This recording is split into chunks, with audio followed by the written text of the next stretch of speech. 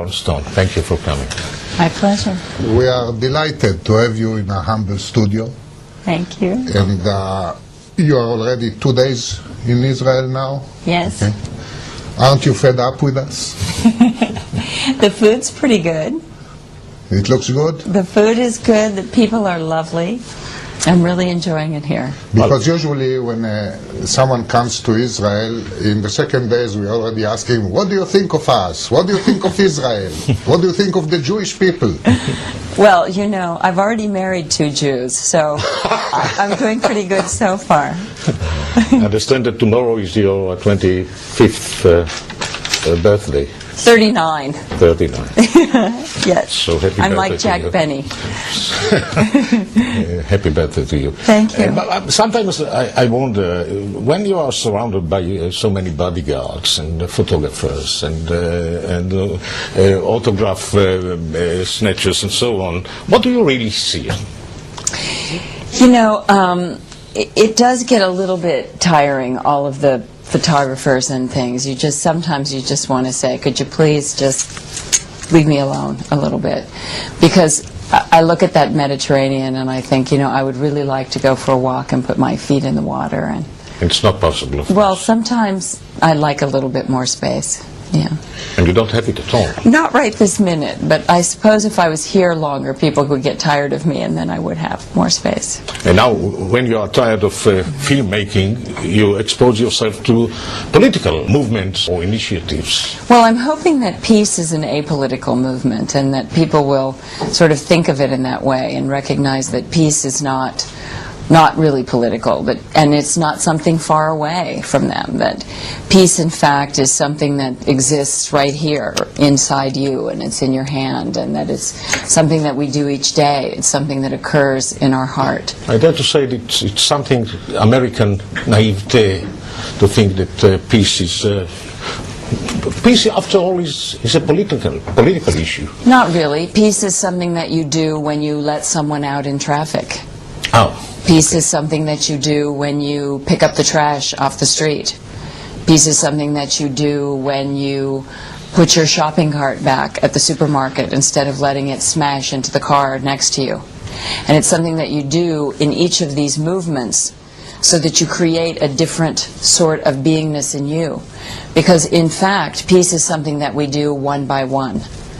And if we imagine that it's just a political movement, it's something that someone else does far away, that is naivete. Because then who is it really that's doing it? Some person in a government seat? Politicians. Because they don't do it. Politicians. Do they? Politicians. Do they do it? Yeah.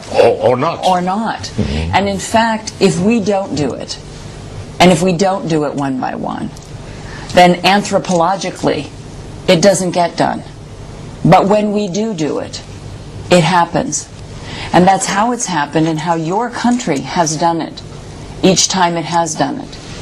And your country is the finest example of the way that it has gotten done. Piece by piece, step by step. And that's why I'm here.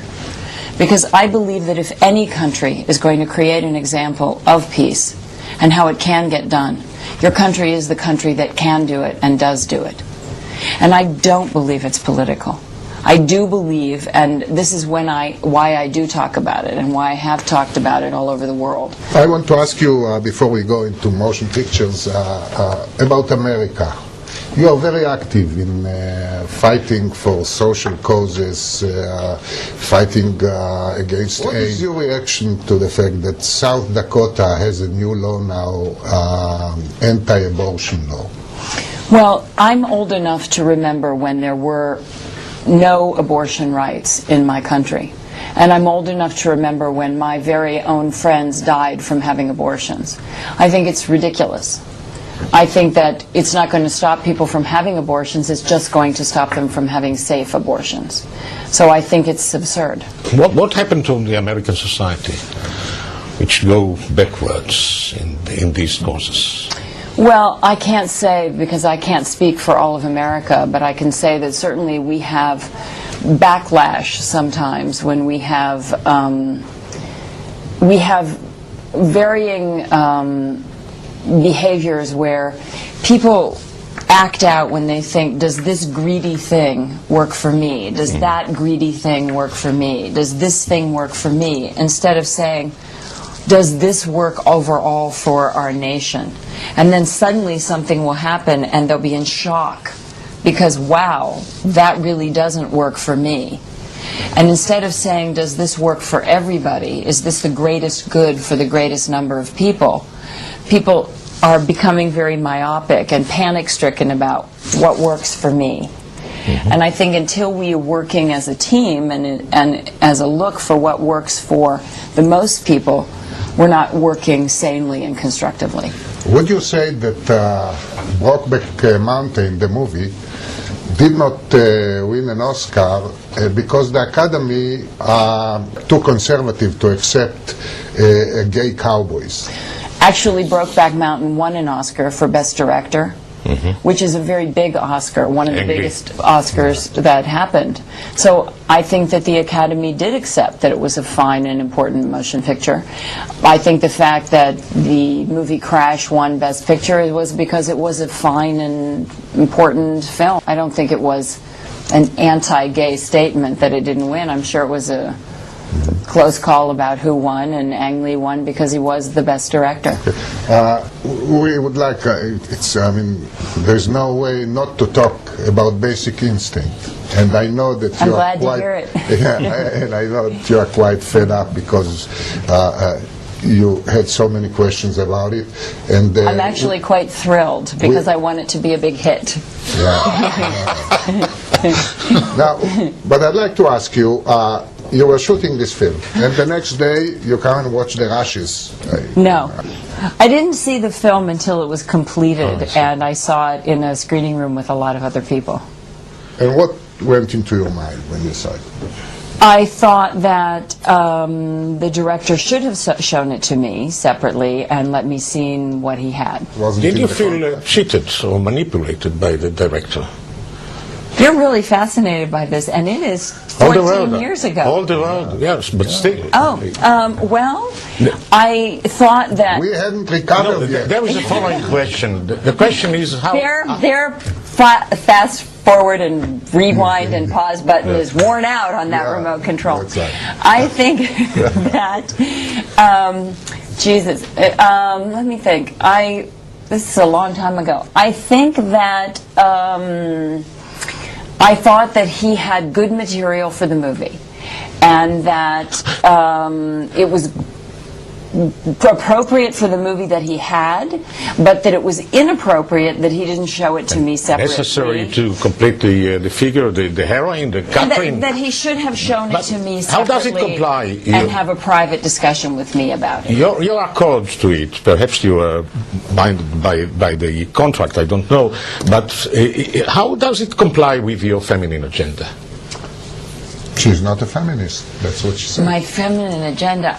I don't have a feminine agenda. Okay. But I think that he should have shown it to me and let me have a discussion about it. Legally, I could have shut the movie down. Legally, I had a right not to have it be in the film. Obviously, legally, I had a choice.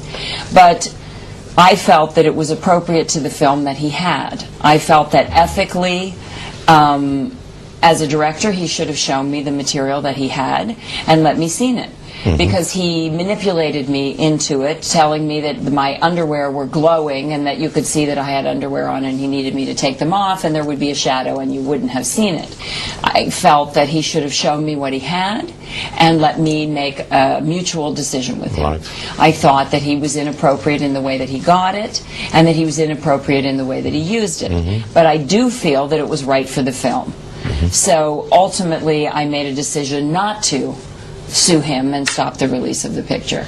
And now the son of Basic Instinct is about to being screened. Well, I suppose we should call it the daughter of Basic Instinct if you want to have a feminine agenda. Thank you. 14 years later, this is how the scene will look in the next scene. You better get a new remote control. I'd like also to ask you, you know very well our boss, with Arnon Milchan. I do know him. And we know very little about him. I mean, he's a mystery guy. He's part owner of this channel. But we know very little about him. What is he doing in Hollywood? Is he a spy? I mean, a Mossad agent. What is he doing there? He's a really brilliant guy. He's a very interesting guy. He's a very fast-moving guy. And he's a very funny guy. Yeah? Yeah. You worked with him? No, I haven't worked with him, and let's ask him why not. Okay. Okay, we'll try to work for you on that. Okay, good.